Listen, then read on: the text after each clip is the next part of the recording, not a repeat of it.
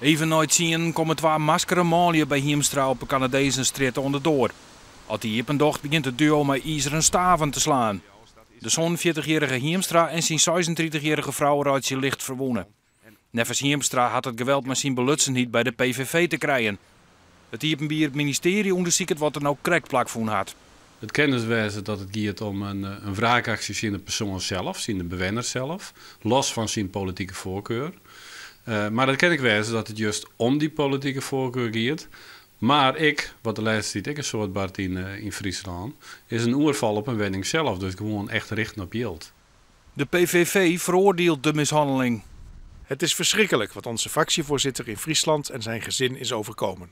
Ik ga ervan uit dat politie en justitie de zaak goed uitzoeken en dat Hiemstra alle beveiliging krijgt die nodig is. Ook andere politici hebben reageerd.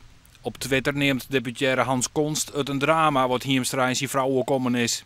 CDA Tweede Kamerlid Sander de Rauwe vindt het verschrikkelijk en asociaal. Commissaris van de Koningin John Jorritsma vindt het een trieste zaak en wens het gezin sterkte.